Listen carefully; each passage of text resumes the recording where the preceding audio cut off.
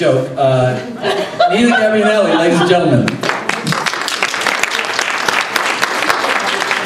Thank you, Mike, and thank you everyone for being here this evening. And thank you to the Wheeler staff for setting this all up. And Alexa, thank you so much for our audio visual. We're going to start tonight with a lovely little clip that was put together by someone here. Where are you? Did you do this for us today? Thank you. Tell me your name one more time. Brandy Solberg. Brandy, thank you so much. This is a great little clip from a Revolutions Skating Club show. When was this done, do you know? It was this last month. Just this last month. Okay, great. So we're going to just get everybody primed and jazzed by watching this for a moment.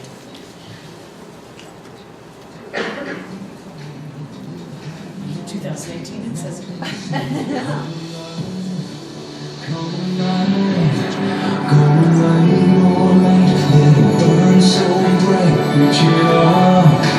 To the sky, and it's open wide. Your best fight. The world becomes a fantasy, and you're more than you could ever be. Cause you dream with your eyes wide open. And you know you can't go back again to the world that you were living in. Cause you dream with your eyes wide open. So come alive. I see it in your eyes. Believe that you need to hide your face, afraid to step outside. So get out the door, but don't you stay that way. Trouble in no shadows, we don't have that goes. 'Cause once you see it, oh, you'll never be the same. Like the dragon, keep on shining. You can prove it for you. I'll be afraid to run.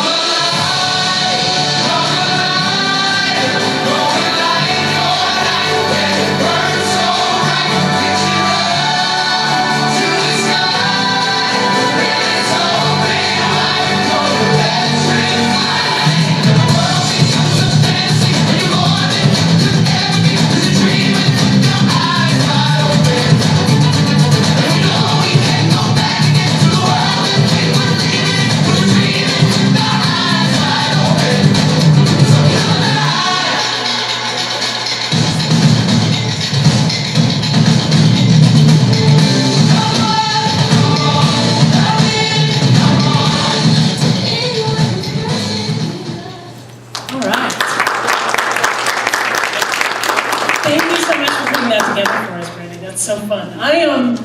My name is Nina Gabianelli. I'm the Vice President of the Aspen Historical Society. I am not a figure skater. And I actually have learned quite a bit over the last week about the competitive level of skating and even the different disciplines. We hope to share with you some of that information. We have coaches, we have a judge, we have competitors who have skated professionally with Disney on Ice, as well as competing in high school level and college level. So I'd like to welcome our 5 panelists up to the chairs, to the hot seats, if you would please. Join us up here on the stage.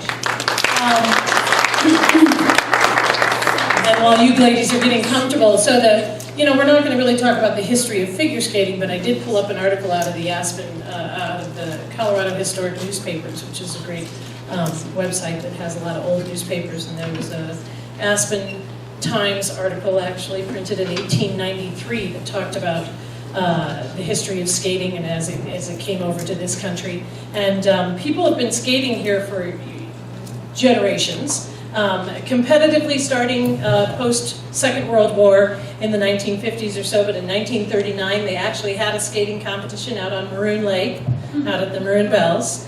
And then in 1950 or so, the first skating club was formed. Actually, and this, I should have had my notes. Well, in 1957, the Aspen Skating Club was formed, and then in 1993, Revolutions Skating Club. So we actually have 2 U.S. figure skate. No, 5. Aspen Skating Club. Was 1963. 1963. I got my dates. Revolution 2008. 2008. Yes. Yeah. Okay. There other things happened in those other years. so if I could look at the dice. But here we are in Aspen, a small little town in the middle of the mountains, and granted we have quite a variety of competitive sports going on here, but we have 2 accredited by the U.S. Figure Skating Association clubs in this 7,000 person population town. And that compares to, the other clubs that exist in kind of this western slope would be one in Grand Junction, one in Vail, one in Breckenridge, and yet here we have 2. So the opportunities are extraordinary, and that makes it all the more possible for us to create not only great Olympians, but also great competitors, and also just a real good character building competition and personal best, kind of striving for that. So I would like to introduce your panelists to you. And I'm going to start on this age. We're going to start with beauty first. And thank you, you're very welcome. Now, Lise Bodek actually came to Aspen in 1956. And a year later, the Brown Palace was actually, or the first skating club around here was organized by Lefty Brinkman, and they had 22 skating enthusiasts decided that they needed to have a skating club here in the area. And in 1963, the Brown Palace was actually opened, and that's where they began to skate there. You are, as well as having been a coach, you are also a judge. I have never been a coach. Okay, because you can't be a coach and a judge. Here's the thing, you can't be a coach and a judge. Her skating abilities. Okay. But you are a judge. Yes. Yes, excellent. And her daughter skated at the Brown Palace. Her granddaughter has also skated. And she is a United States figure skating judge. And so we welcome you today. Thank you. We have another judge in the We do. audience. Please stand up, Sharon. Sharon. She's hiding in the back. Where's Sharon? Did Sharon leave? No. It's been something I said. She was. All right. And You know what Sharon I'm talking. to Lisa's left, we have Teri Hooper. And Teri is also a member, she's actually the director of the Aspen Skating Club and has been with the club since 1992. She arrived in the club here when it was, or in Aspen, it was a very small but promising club with competitive skaters. She herself has been coaching. She coached in Denver, as well as this, where she received her sports science degree from the University of Denver. She's a triple gold medalist and among an elite group of Professional Skaters Association triple master rated coaches. So that 3 times. And also serves on the Board of Governors for the Professional Skaters Association International. So thank you. And then to her left, we have actually, this is Michelle Hocknell. And Michelle actually came to town about 27 years ago. She herself was a professional skater? No. No, but a competitive skater. Grew up skating. And she has had the pleasure of working with many wonderful athletes along the way, including Jeremy Abbott, Lily Lamar, I hope I say these names right, Teri Behr, Lise Bodek, Carolyn Langley, and now with also, she helped coach little Miss Grace Hancock down on the left there. Her daughters also skate, and I loved when she wrote her bio, she said that through skating she created these lifelong friendships that she calls her golden friends. And that I think is a really interesting part about, an individual type of sport that also then creates this family of support around it. So that's great. And to her left, we have Peggy Behr. And Peggy skated with Disney on ice for 4 years. She's been here for, how many years have you been here? A long time. She's been here for a long time. And I would say Peggy's claim to fame would be having coached Jeremy Abbott prior to his going down to Colorado Springs to train more full-time for the Olympics. And I would like to hear about how and why that was, because it was an interesting piece that I learned yesterday. So we welcome Peggy. And Michelle and Peggy, are you the directors of Revolution Skating Club? Or do you guys have the title, your coaches there? Yeah, we don't have a head coach, we just collaborate together. All right. Yeah. And then on the far end, we have little Gracie Hancock. Now Gracie not only works here at the Wheeler Opera House, else, but she has worked for the Aspen Historical Society. She also has skated with the Aspen Skating Club. She now coaches for Revolution, so she's kind of our everyman down there. You're going to answer all the questions, Gracie, all right? And her mother, Lisa, happens to be the curator at the Aspen Historical Society. So we're very proud and happy to have all of you here with us this evening. And what we'd like to do is kind of go down the line and give you a chance to just kind of share your ideas about what it is that you think, why Aspen? What is it that makes it so exciting about the competitive sport of figure skating here in Aspen that, I mean, you have an audience of people that obviously do already kind of understand it, but I loved what you were talking about yesterday and sharing with me, a kind of layman who doesn't understand it, you know, the idea of the bond, the strength, the talent that it takes to do this. So we're going to start with you, Lisa. Good try. Yeah, what makes Aspen special for figure skating, I really don't know. People are certainly into sports of all sorts. You mention it, you can find somebody who's done it. I think it was really thanks to Lefty Brinkman, Charles Brinkman, who promoted mostly figure skating, but also hockey and curling as ice sports, and was very instrumental in getting the club started and getting people enthused about skating here, and he brought in pretty big name guests. He brought up Carlo Fassi with Peggy Fleming, for instance. And he made it very varied. He was phenomenal. He worked as the head of the ski school at Highlands for Wick Jones, but he taught Ruth Brown, Mrs. Darcy Brown, into building a skating rink. And then he got Darcy and Whip to pay for him to travel around to promote Aspen. Which he did, and very successfully. He brought in people from, consistently in the summer, from the East Coast and West Coast, and from Omaha and Chicago and Texas. And from Texas he brought a family where mom and dad and two girls skated, and they had a little boy. And what would they do with the little boy? Well, he grew up to be Paul Wiley's silver medal in the Olympics. We had another member in our club, because I read the list, Beth Madsen. Right. Skated in Aspen Skating Club. Didn't become an Olympic skater, though. But she did attend the Olympics, and she'll be with us on Yeah. March 6th. That's why I brought up her Yeah, name. thank you. And Aspen is a fascinating, wonderful place to live, as I'm sure most of us would say. Definitely. And we had talked about the idea that there was so much ice here. You know, that there was that availability for people to be able to skate. You know For a what? small town. For a small town. For a small town, but if you talk with John McBride, he bought the Brown Ice Palace so he would have more ice for the hockey players before figure skating used too much of it. So there's a riff. This is the drama. This is the good stuff. I'm still friends with John.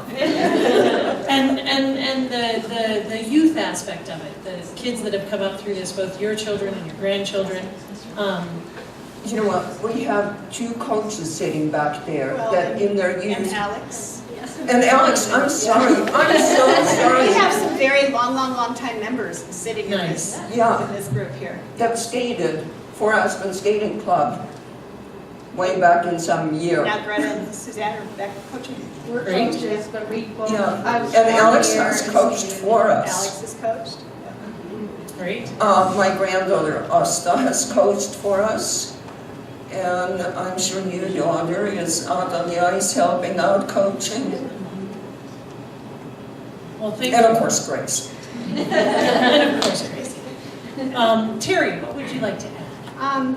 I think that the small town of Aspen makes a great camaraderie, and that's part of what makes the clubs and skating successful, is that camaraderie. Skating's an individual sport, but it's also great friend building. It's really great friend building. Skating also gives back so much. Just the confidence and the focus that it takes to be a skater, and it gives back for later in their lives. But they come back. They go, they skate, they go away to college, and they come back. It's Can great. you explain what you mean by the focus? Skating takes a lot of training and a lot of, it's a very focused sport.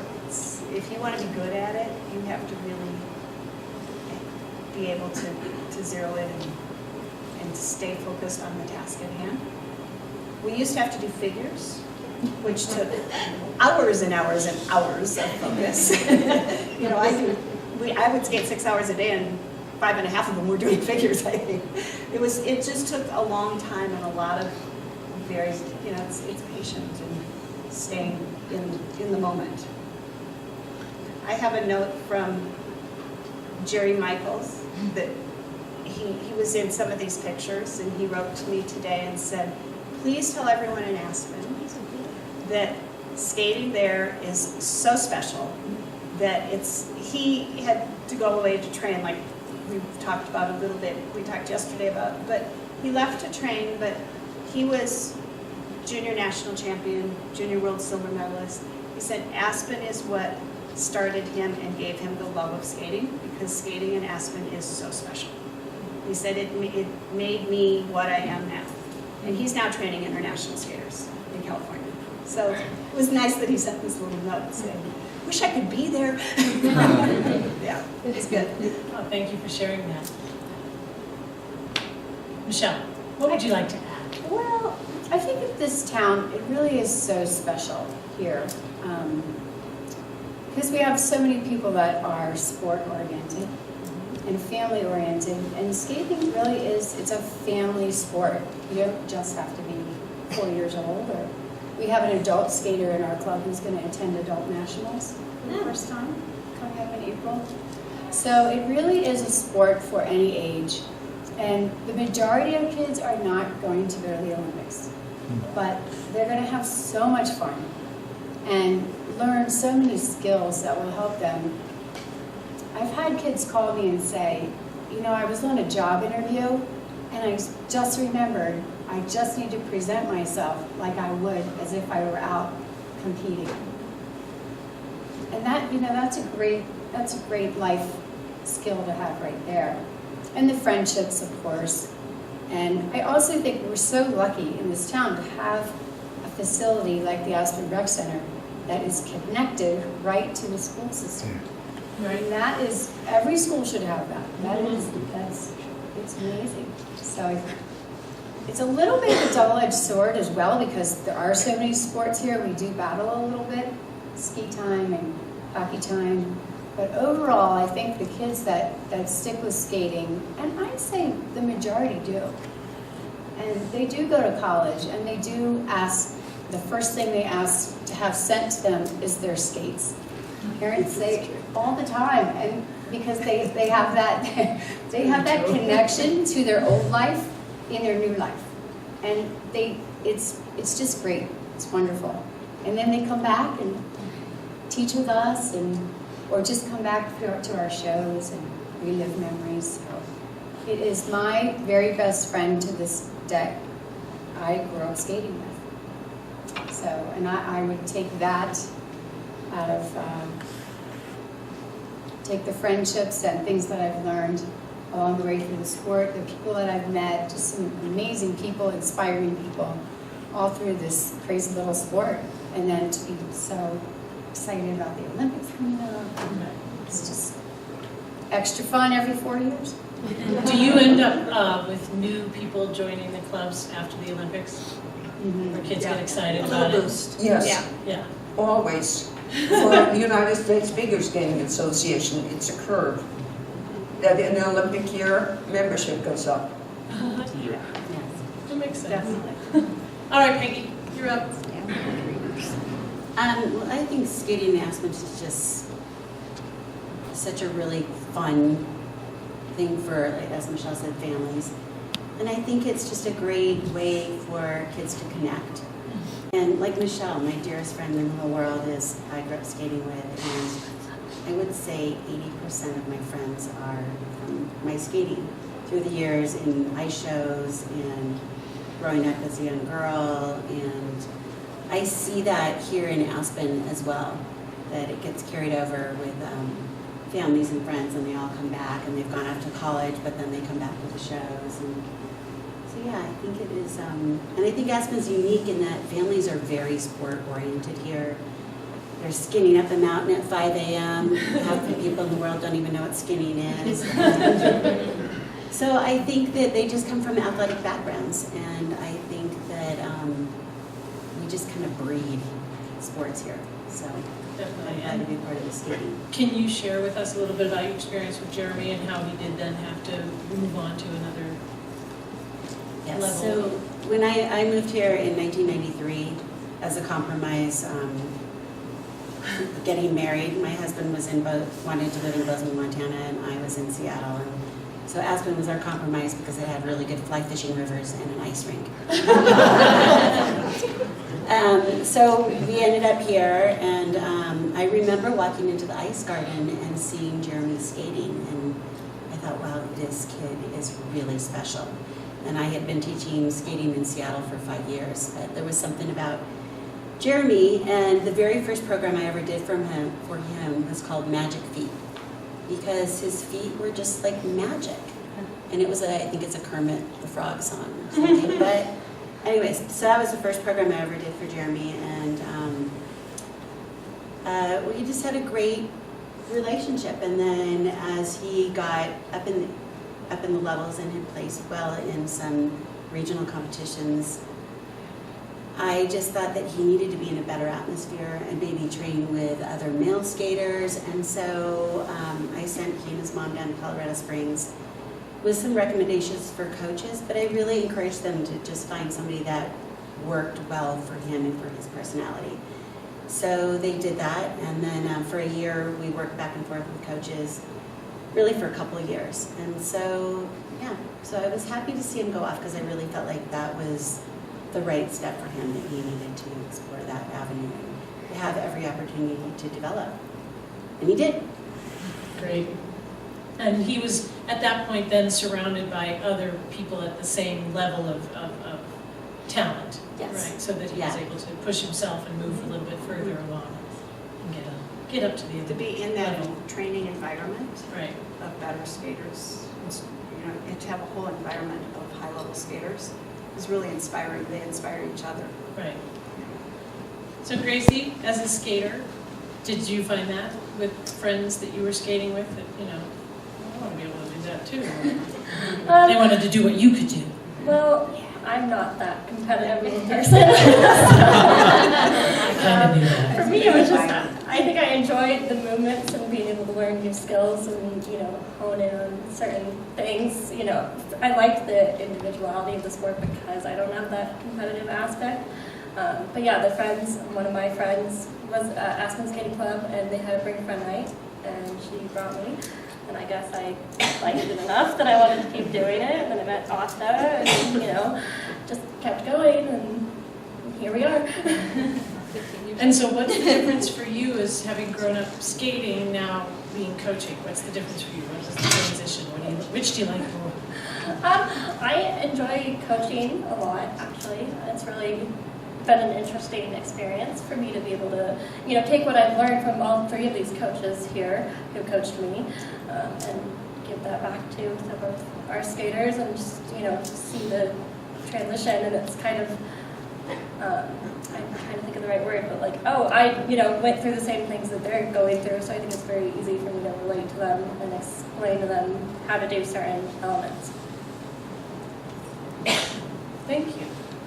So that gives us a chance to kind of get to know these panelists that we have here. Other than Jeremy, do we have other Olympians that, well, you said Wiley. Paul Wiley. Paul Wiley. Paul Wiley took his first steps here. Here, He right. didn't train here, but he, in the summers, they came in the They summers. came every summer and trained here. Okay. Brought a coach with them from Texas. And all 5 Wiley skated. Okay, Parents included. nice. Yeah. But yes, Paul was silver medalist. The Olympics, right. So do we have any other Olympians that we know of that skated here or came here? International level dancers. Yeah, we Right. international level skaters, but not necessarily Olympians. Okay, great. Nice to learn for me, because Jeremy's the only one that I mean, obviously he's in the forefront right now, so it's easy Yeah, to. we have had other. Well, Jerry Michael was international. Jerry Michael, Yeah. who, Yeah. okay, sent you. Lisa's Lily daughter. Lamar. Okay, Yeah, Lisa's daughter was national. Lily Lamar competed international. great. And high level, we had Gary Sharkey, double gold, Tara Beth High, double gold. We had a Special Olympian, Sari Behr. A special Olympian? Special Olympian, Yes. Neil Gansel. Neil Neil Gansel. Gansel. Yep, Nice, yeah. thank you. Belcoar. Belcour skating now. She's national All right. bronze level champion. Nice. So that gives us a better, fuller picture of the actual, peak of the athletic sport that people can get to. Pretty good accomplishments. Training here, yeah, it's very good accomplishments.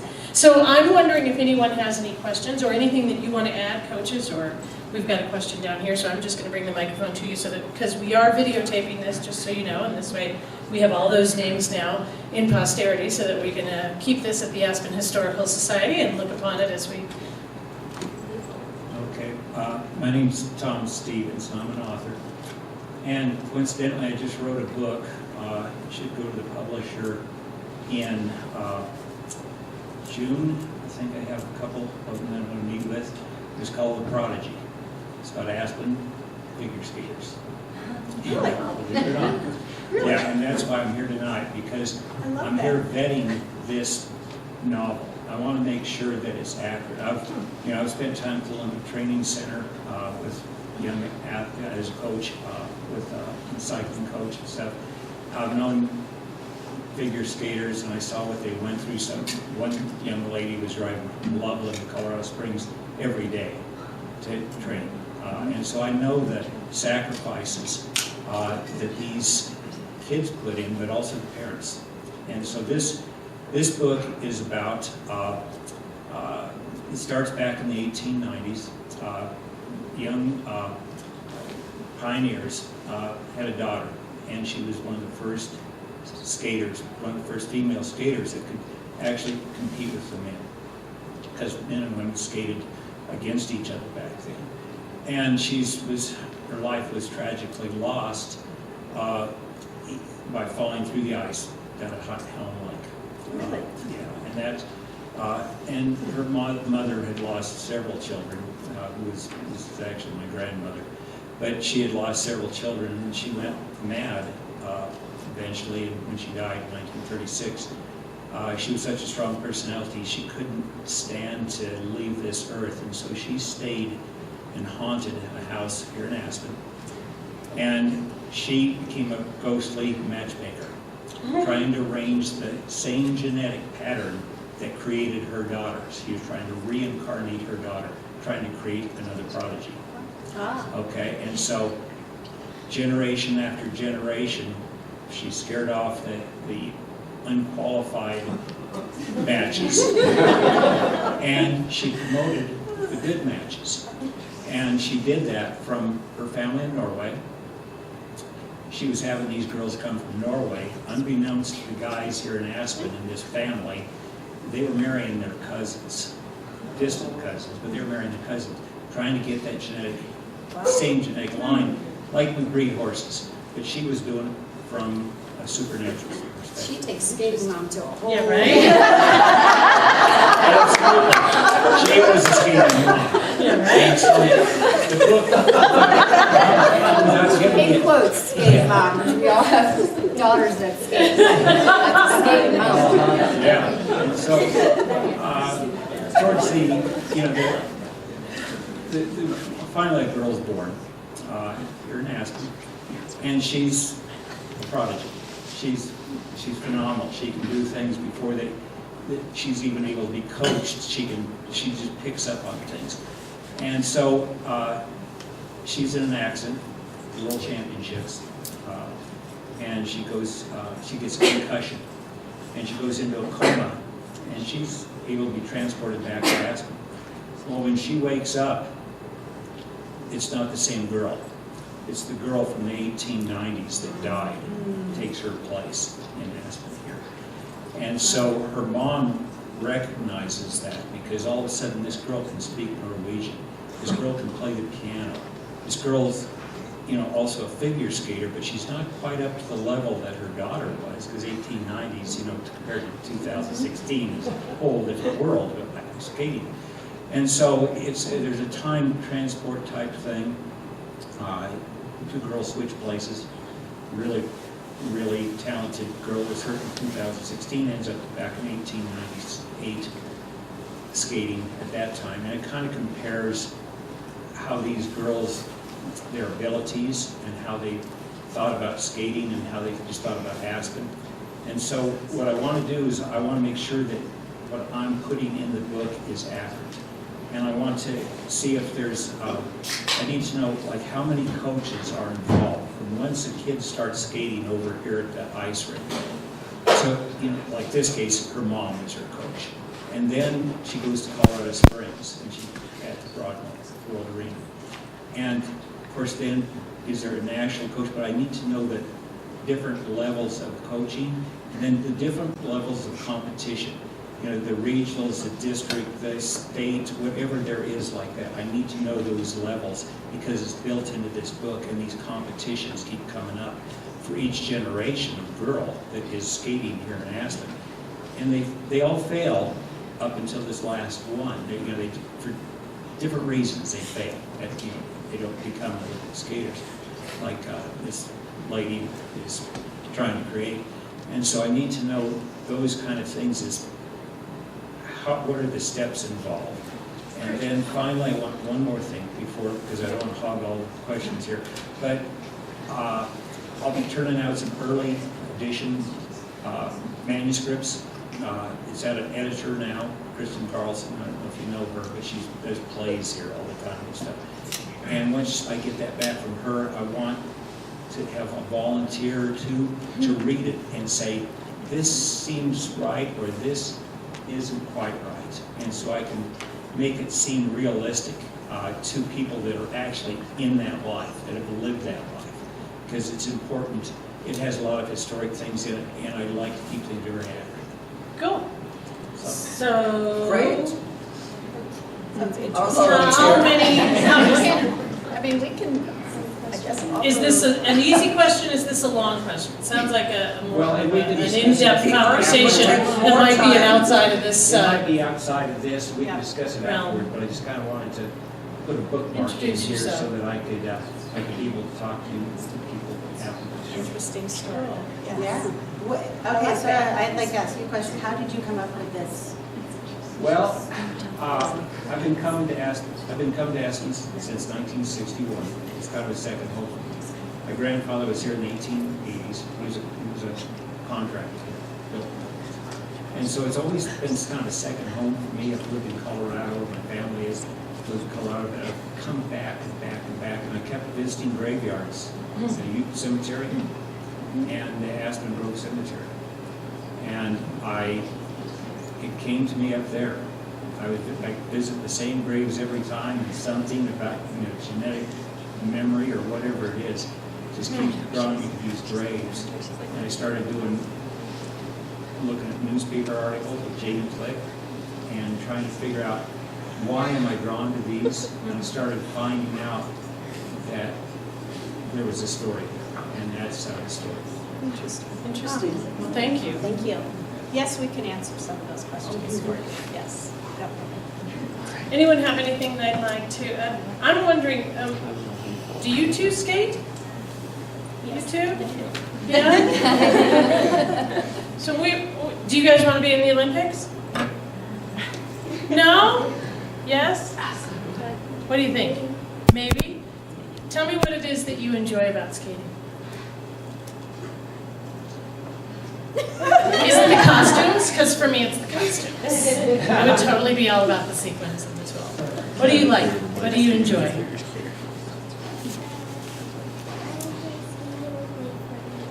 You like skating with your friends? Well, thank you. And how long have you been skating? When did you start skating? You can't even remember. So it's been years, since you were 4? And now you're what, like 15, 16? No, 11. All right. And do you want to keep skating? Yeah.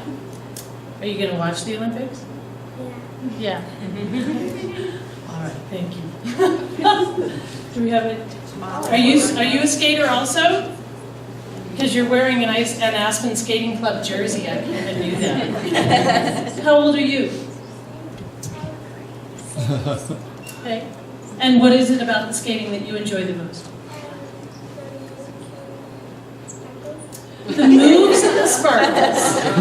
All right. What is your name? Molly. Molly, are you going to be in the Olympics?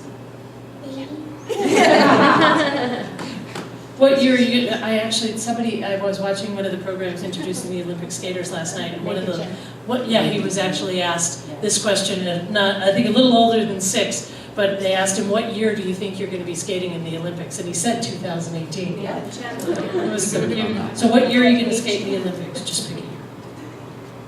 2019. Very good. I like that. Do we have any questions for the panelists? Yes, ma'am. Could you guys talk about 2 things that I'd like to know about? How the shows impact the kids, and also about, I think the high school program has been fabulous, at least for my daughter, and how that developed. Who wants to take that? I can speak to the lettering program. Is that what you're talking about, Yes. the lettering Oh, thank program? you. Yes. So there were a group of moms and skaters that were interested in trying to implement it. And we worked very hard with the school and US Figure Skating to find a level that was acceptable. And at that point, US Figure Skating really didn't have much of a program. And they were like interested also because it was kind of new to US Figure Skating to letter in high school. And so we came up with a group of requirements that we felt were appropriate. And the school worked with us on it. They were great. And they were very open-minded to having the program. And we've tweaked it. That was like when I first came 26 years ago. And we've tweaked it along the way, but it gives the skaters an opportunity to letter all the way through high school. It's a club letter. And I think it looks great on a college resume, I guess, but I also think that it's a great incentive to keep them skating through high school. It's one more reason to keep going when they get to high school and there's so many diversions and so much going on and school is hard and there's a lot of distractions. And I think it's one piece that keeps them skating all the way through high school. It's a good program. There are more now. US Figure Skating's developed it now, and there are way more across the nation, but we were very instrumental and very early on in that progress. And you, if I remember correctly, yesterday you said that Colorado is one of very few states that actually offers this opportunity. Is it Colorado or Aspen? Not Colorado, Aspen. Aspen, but there are more now than there were. I mean, we were very instrumental in the very early end of it, yes. Nice. It's great too for these athletes, should be recognized. Because my daughter skates and attends Basalt High School, and we went in with the lettering program. And they're, a football player practices August, September, October, November if their team is really good and keeps going, and their sport's done. And they don't understand. Figure skaters are going August, September, October, November, December, January, February, March, April, May. They're not taking a break anywhere. And I think it's really important for these athletes to be recognized because they work really hard and they don't have, 5,000 people showing up on a Friday night for a game to cheer them on. And they do some amazing accomplishments. So that lettering program, I think, is just so important. And Gracie, you lettered in high school, right? I did, I think 3 times, maybe all 4 years, but at least 3. And Asta did. And Asta. All 4 years through high school. Yep. And I'm sure your daughter's doing it now, I would presume. My daughter did, all the way And through. your daughter Yeah. did? Yeah. Did Teri? And my daughter did also. All right. A lot of the kids tend to, because especially if you have other people with you lettering at the same time, you Right. can do a lot of the stuff together and motivate each other to work towards it. A lot of the requirements. Yeah, you're able because to like meet you them. have to volunteer a certain amount of hours back to the club, you have to train a certain amount of hours, you have to pass a certain amount of tests and do a certain amount of competition. And so if you're doing that with a friend, it's definitely easier to, go through it because, oh, let's go do that volunteer work together, and you can hang out and help out the club, which is also full of other friends that you want to give back to. That's great, which is all kind of a part of our Aspen community, the And idea of giving back. Aspen really does, push that volunteer and giving back. So it's just another day in the life of being an Aspenite, Oh, that's great. Lisa, Yeah. Oh, Lisa had another question. oh, did you have a follow-up? The other question was about the shows and how that impacts the skaters and the clubs. Well, I think I can lead that one. So when I first moved here, again in '93, because you had good fly fishing rivers and an ice rink, they used to the city would put on a great winter school show, and it was wonderful, and it was just a big part of the community. And I remember going to it and having some of my friends that I had skated with in the shows were here, and I wanted to give that back, and I think we always would do a big club show, and then Revolutions started doing their club show, but 5 years ago, I wanted to bring back that big performance level of something that you might see in Denver at the Pepsi Center or something, and so I started piecing this together and working with our club and working with skaters and working with Jeremy, because it was something that Jeremy and I talked about doing, and so we've created this show. We've just had our 5th show, and it's our way of giving back to the community. But the experience that the skaters get from it is amazing, because they're skating next to whatever show it is at any level. But it's not always about how they did in competition that they're going to remember. It's about the experience of traveling to a competition with their friends, or that they got to skate beside this great skater, and they got to meet them and talk to them. And it would be, if you're a tennis player, it'd be like hitting a couple balls with Roger Federer and getting some tips. It's a really big deal, and I think that in the end, when these kids move on, if you're not an Olympian like Jeremy or go to nationals, that's what they're really going to take with them, is that they had this great experience and how that shaped them and the confidence that they get from that. And I think that's what they're going to remember. I hope that's what they remember.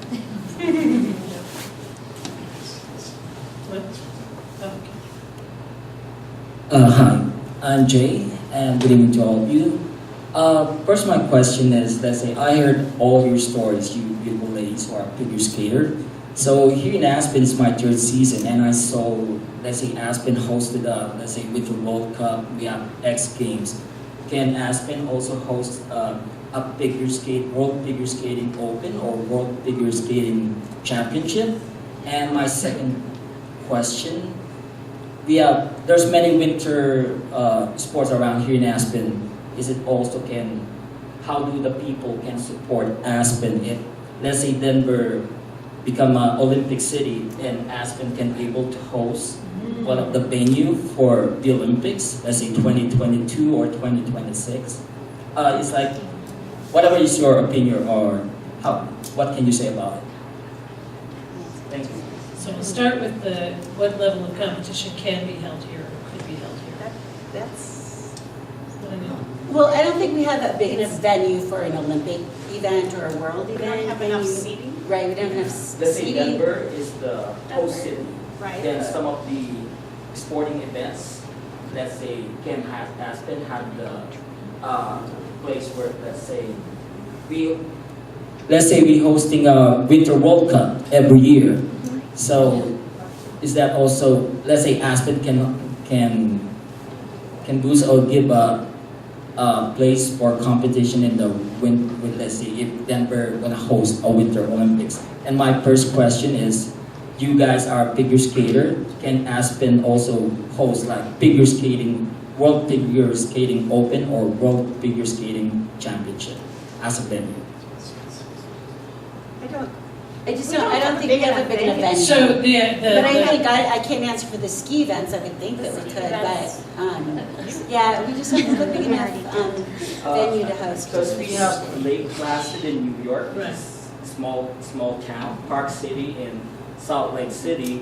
Lillehammer in Norway is only a small, and Pyeongchang in South Korea, they're only a small town, but they can host a big winter sporting event. And historically, I mean, I'm just going to add the 1976 piece of when Colorado was given the bid to host the Winter Olympics and turned it down. First time ever that a state turned it down simply because we didn't want to have, or I wasn't there. They didn't at that time want to have to build all the infrastructure that would be necessary to host a competition of that level and then, you know, be left with the buildings or have skyrise condominiums or highways coming into Aspen. And so I don't think we're a town that hosts, that could host something of that size, simply because we don't want the infrastructure and the, I mean, my God, they can't build a 4-story building in this town, much less a nice one. You can't have a garage on your house here. We got a bunch of people that want to chime in on this one. Start here. Well, I grew up in Colorado, and Colorado just didn't want to grow, so they voted it down because they didn't want to develop the mountains, and look at what happened anyway. Yeah. Come over here. Hello. Hello. I want to speak to what the gentleman mentioned about having a small town like Aspen host a huge event, and I get a little nervous when I talk, so I'm probably going to get out of breath, so I apologize. But it sounds great on paper, but studies have been done about Lake Placid and other small towns that did host a huge event, and what was mentioned is all this infrastructure has to be built, and most of those towns, although they get, it's a perfect case of not all that glitters is gold, no pun intended. But all those towns, 3 or 4 years later, suffered tremendously economically after that initial small boost. And Lake Placid is a perfect example. They have literally half the buildings, I mean, granted that was like 30 some odd years ago now, but most of the athletic housing is actually now prison housing. They have, that town has struggled tremendously, and it literally has become a prison town now, because they have nothing to do with all this extra housing that was built for the Olympics. Having said that, I'm going to segue to something a little bit more positive. I'm a new coach under Teri. I've been coming here for 20 years to visit my family and just moved here a few months ago, so I kind of have some fresh eyes. And the initial question was what makes this town so special as far as skating is concerned, and I think that this, you know, every small town has usually an economic driver, and this obviously was silver initially for a while, and then with the 10th Mountain Division, this became a ski town as I understand it. Good one. You were at my orientation for my job, so this is all I remember you had a big hat on. That would be me. But I do have to say, my hat's off to this town. I absolutely love it. I think it is such a sports-minded town, and I think all the sports complement each other. And we were at a coaches meeting recently, and they're talking about kids' schedules, and everyone was like, oh, we can't make that time because the kids are all skiing then. And it's just amazing how involved in sports everyone here is. And I'll wrap up, but I think because this is a small town and there is no mall, there isn't that mall culture that kids go to after school. They go to the rinks, they go snowboarding. The kids all here are just so sweet from other places I've lived. I'm not trying to put anybody else down, but the kids here and the families here are just all so down to earth and so nice. And I just think the fact that there is like no mall, it helps with athletics. That's what this town is. It's skating, it's skiing, it's fly fishing. So anyway, I've probably talked a little too much. Hope I didn't embarrass Teri, but I love it here. It's a great place. Awesome, thank you. No, Miss Liza, yes. Well, last question. Maybe not last, maybe more people do, but what does competition look like for your skaters? Are they, I mean, I know like a hockey team would go to a tournament or a game in the Front Range every weekend. Is that what your skaters are looking at when they're competing? Is it regional? Is it statewide? Are they going to national championships? All across the ages of your skaters? all of the above.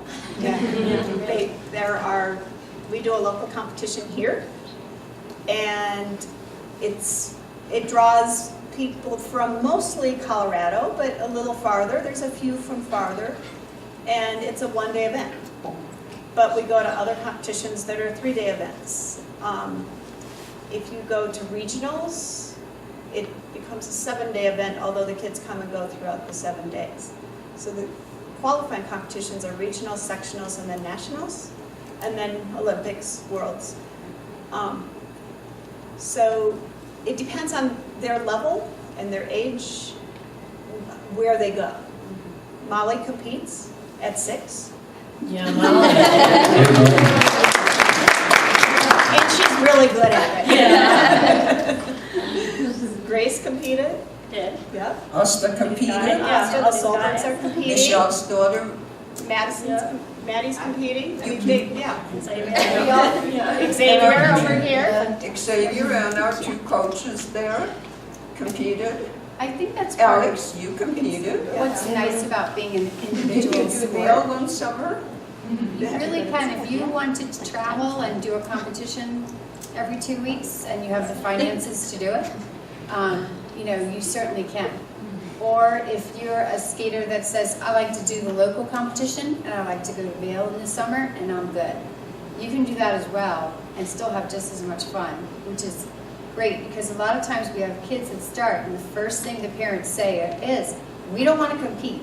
We just want to come and skate a little bit. Now, usually it's not, they're the ones that 6 years later are traveling all over the place. That hurts themselves. But you really can do whatever fits your comfort level, your budget. It's very expensive to go away to competitions. And What is the expense that's involved?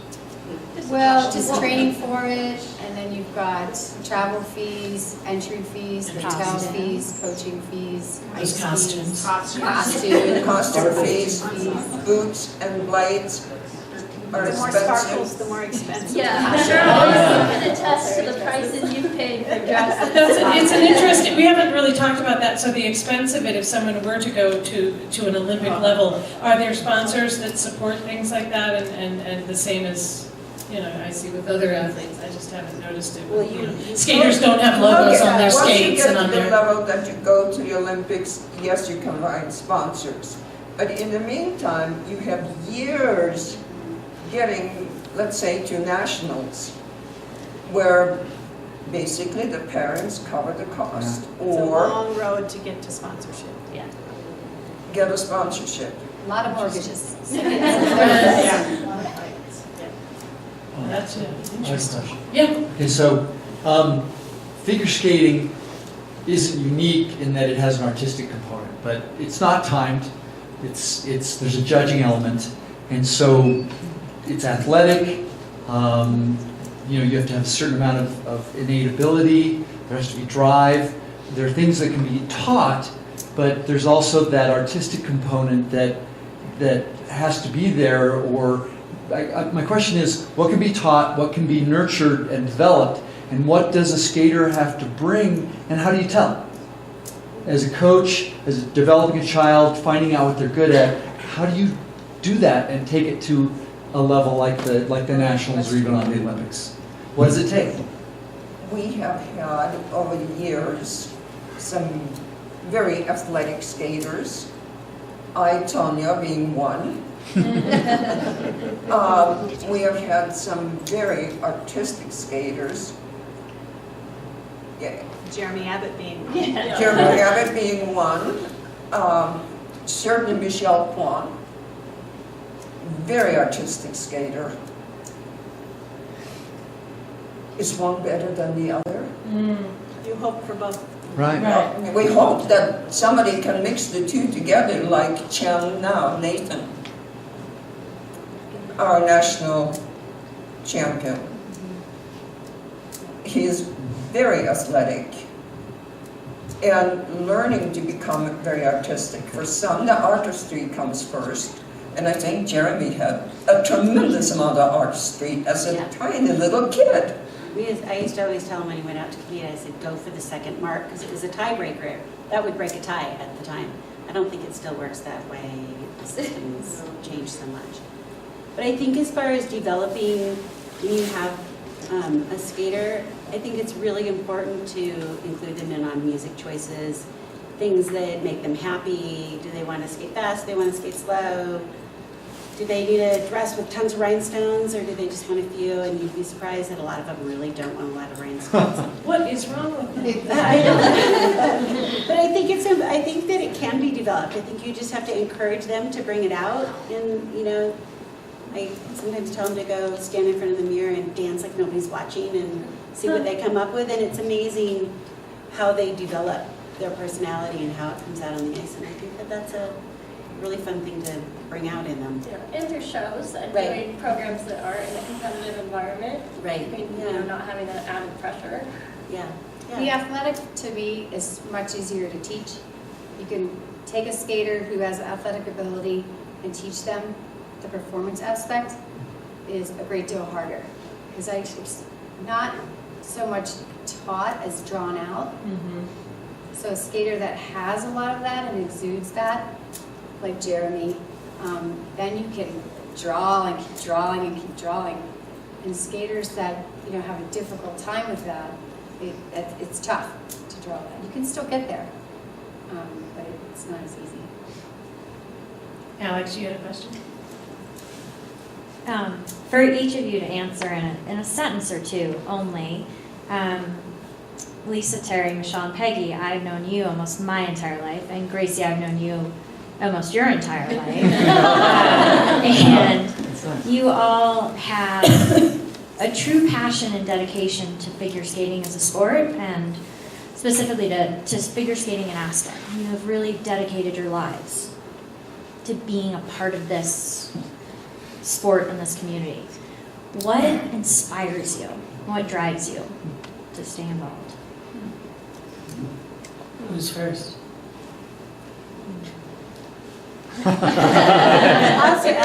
I love working with the little kid. I love working with kids. I love to watch their personalities come out, like I said earlier about choreography.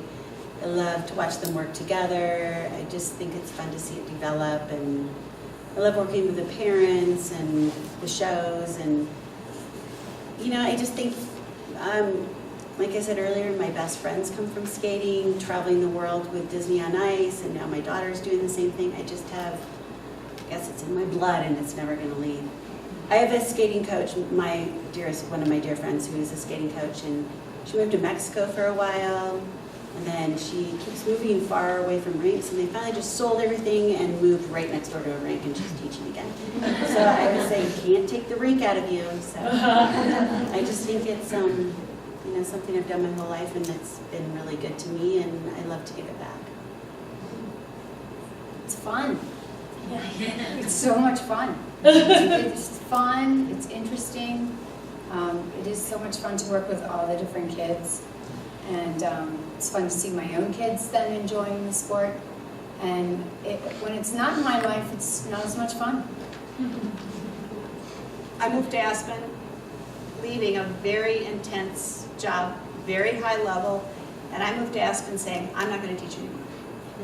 And about 3 months later, Allison, Jeremy's mom, is knocking on my door saying, are you sure? And so, you know, it's less than 6 months later, I was back in the ring.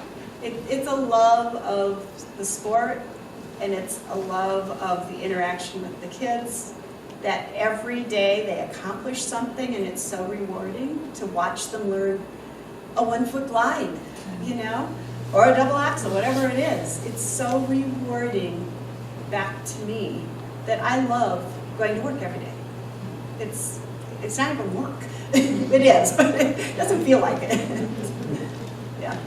That's the best. Gracie. Yeah, I mean, for me, it was something that was very personal and that I could enjoy, because as we've talked about and Peggy mentioned earlier, you know, this town is very athletic, and a lot of families are very athletic. My family is very athletic, and I am not coordinated whatsoever. And my brother is training, he's a competitive ski racer, and you know, just all of that, and I was able to take figure skating and make it my own, and I think that's why I've stuck with it for so many years. And yeah, every day is different and interesting. You know, you go to the rink and you teach these kids, and it's obviously the same moves, and you know, certain elements are the same, but every kid has a different personality, so it's different to work with each one. So Lisa, you've been doing it, I would have to say, for the longest, right? Fair enough. She's got longevity. Yes. What inspires you? Skating has given me so much. Not just friends among other judges, which of course, out of necessity, those are the ones we talk with most of the time. I have friends among coaches and among the skaters. I walked into the rink the other day and the little girl went up, "Do you remember me?" And threw her arms around me. I was ready to stay at the rink the rest of the day.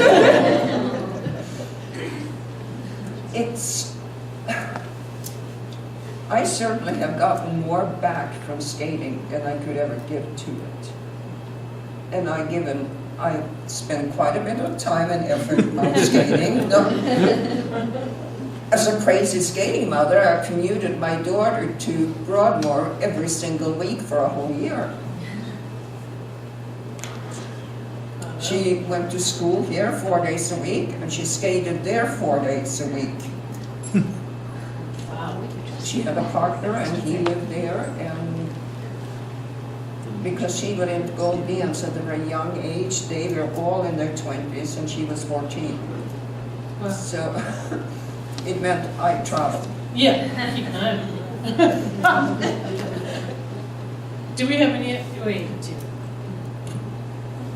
Looking at the panel and hearing about your daughters, and from the future Olympians in the audience, I get the impression that this is very much a female sport. But we've heard about Jeremy. No, Xavier's sitting back here. I know there are exceptions, but how many boys get involved in skating? 2. There's 2 in the club currently. We have Jeremy and then my son figure skates. Do you want to talk a little bit? No. Not going there. Do you like skating? Yeah. I don't like those. Can you just tell me what it is about skating you like, and then I'll say it out loud? It's fun. It's just fun. All right. Tastes good. Yeah. All right. And there's a lot of girls. It's a fabulous way to look at the girls. There are a lot of male skaters at, say, Colorado Springs. There are a lot. Yeah. We have them, come and go here. A lot of times they come learn how to really skate and then go and play hockey here. But there are quite a few when you're in the bigger training centers in bigger cities. There are definitely not matching the girls, although maybe in Colorado Springs. But they're out there. Do you do much with ice dancing? Because that's where the men came in the Philadelphia Skating Club, where I was. That's where you're from? Philadelphia Skating Club, Oh, Humane really? Society. I grew up skating in Maryland, so I went to Philadelphia quite a bit. And, we do ice dancing, and now they actually have something called solo ice dancing because of the difficulty in finding a partner. So now you can compete by yourself, even in a free dance. You can imagine that. Yeah. And it's wonderful because it gives the girls more of an opportunity to do that. And then as they advance in solo dance, then a lot of times then they're spotted by a partner that would like to grab them up. But yeah, it's changed a bit since then. You can now test, if you have a female coach, you can now test with your female coach as a girl skater, which you never could do back then. The gender of the coach does not matter anymore. In testing. In testing. Right, something else figure skating has done to keep people skating. They, and have for quite a few years, there are collegiate teams where skaters have maybe competed very hard and gotten to a certain level, but now they start college and they don't have as much time to train. The collegiate competitions are geared for that, even though it's open to regular skaters. Lisa's granddaughter's on a collegiate team, and Grace was on the same team. Yep. I guess this kind of segues into a question I can ask you guys. For the coaches, what disciplines do you focus on in skating? Because I know some of you focus on different disciplines. And what event are you looking forward to at the Olympics? That's an obvious answer. Well, then think of one that's second. I like all the Olympics. I'll be glued to the TV the next 2 weeks. My sister's judging in the Olympics, so that's kind of exciting. And she's judging figure skating. Yes. Right? Yes. Yes. She's one of the 3 officials. She's doing pairs. Yes. Yeah. Yes. So she just judges pairs. She doesn't judge. Well, she judges pairs, men's and ladies. Okay. But at Olympics, she's been designated as a pair. Okay. Yeah. So it's kind of exciting. And what disciplines do you all specialize in? I mean, I don't think I specialize in a specific discipline at the current moment, but you know, I work with all the kids in our club and just teaching them the elements and the basics of the sport. And I like all of the disciplines, mostly the ladies and the men's and the ice dance. I don't know as much about pairs. I'll be glued to the TV as well. Yes, just I'll be recording it. And I teach moves, freestyle, Yeah. all the disciplines, basic. Not dance or really not pairs. Michelle's forte. Yeah. Dance coach, I love you. And I'll be looking forward to all of it. Of course, ice dancing, Marilyn Charlie, that was just the best ever. But I shouldn't say with my scarf on. But I do love the French team this year. So it's just gonna be wonderful. It's gonna be great. Excited. Lisa, what are you looking forward to at the Olympics? What are you looking forward to at the Olympics? What event? Oh, what event? I have so many I like.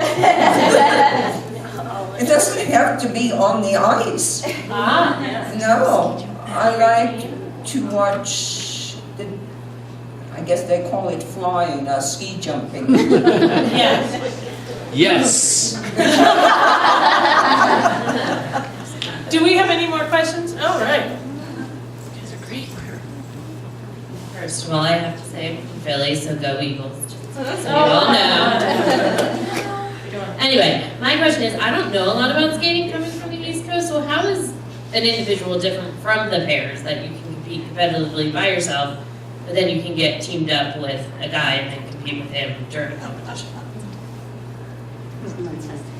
Gracie, you did a great job explaining to me the different disciplines the other day. Okay, so because I'm in the there affairs are 4 disciplines in figure skating. Okay. There's men's singles, ladies singles, ice dance, and pairs. And you can compete individually as a lady or a man in that discipline. And then you can also compete in ice dance, which is derivative from ballroom dancing, basically. So we take like tangos and waltzes and translate them to the ice. And you do that with a partner, and that is different from pairs because you don't do any jumps. So it's mostly just the steps involved in ballroom dancing and spins, and they do lifts, but they don't do the ones above your head. And then pairs is basically combining men's single skating and women's single skating into a team event. So and then throwing the ladies up in the air. do they just decide that? They don't really find each other, or you're kind of like, oh, I'm looking for a partner. You search. Yeah. They have tryouts too. Oh, okay. Yeah. If you're a girl looking for a partner, it's tough because of the ratio. But as you get known in the competitive world, and solo dance is a big way now to get to a partner. They do have partner tryouts. It's through a coaching network as well. And what you're as a girl, what you're willing to give up, because you're probably going to be relocating for that boy partner, possibly paying for that boy partner skating. So there's kind of a lot. The girl has to pay for the boy. They're in demand. First, I want to thank you all for what you do. It's amazing. Excuse me, my voice isn't great. I'm Canadian, and unlike Dancing with the Stars. We have in Canada, we have pairs dancing competition where they take hockey players and they train them to be a pair dancer. And it's a competition like Dancing with the Stars. It's watched in Canada a little religiously. And have you ever thought about doing that as sort of a competition kind of thing where you take the hockey players off season and try to make them a pair? A new thought. That would be an interesting experiment. There's been a hockey player or two that you make it a competition where you take hockey players as your and pair them with a good figure skater like they do in Dancing with the Stars and make it a competition where weekly you'd have a judging event where the hockey players now being judged as a dancer, figure skater. I think it sounds fun. Yeah, it sounds like a challenge to It it. sounds like a really great high school competition. Yeah. I think it's Or a fun winter school activity too. There you go. There, that would be fun. Yeah. But that Good idea. remind me of that. Well, that's funny that segued in that way, but I actually had a question. Has there ever been any thought about putting a sheet in Wagner Park and being able to do the winter performance during winter school? Actually, there was a huge there was a big rink that was all, I can think I threw away the remember ice paperwork. being laid in Wagner Park, but it was very bad ice. In the early 1980s. There was My daughter partnered John Eyre, who, of course, at that point was blind. And they did an exhibition there, and she said it's the hardest thing she's ever done was to skate in Wagner Park. She had skated exhibitions with her dance partner in Vail outside and not had problems. And she was used to skating with Jean because she took him through figure skating tests. But Wagner Park, I don't know if they haven't laid the foundation right. Part of the problem was the sun, the way it came down on it. And we can't change Wagner Park, can we? Not in this room. Could have just, we also have a separate circle. Yeah, it could have been the year as well. I mean, I skated in Snowmass the other night and almost died. Outside. Yeah. I want to thank each of you. It is, we're coming to the end of our time here. Does anyone have a burning question that they didn't get answered? Molly, we wish you well in the Olympics in 2019. And I thank each and every one of you for sharing. I've learned so much, and I'm like, A, I want to go skating, and B, I can't wait for the Olympics to start now. And so I really appreciate you all taking the time to come in and share with us. And for those of you who are also involved in the skating world here, thank you for coming and supporting the program. And we will be talking to the hockey players next week, okay? The junior hockey is going to be... the pairs. Yeah, we'll bring it up. We'll challenge them. So the junior hockey is next week, and then in 2 weeks from tonight, we'll be talking to the coaches and participants and leaders of the Aspen Valley Ski and Snowboard Club. And then please do join us March 6th upstairs to meet a lot of the Olympians, including Jeremy Abbott. He will be here. He has confirmed, and I told Peggy he's staying with her tonight. So surprise. We are grateful for you all being here tonight. I'm going to say goodnight and see you next week.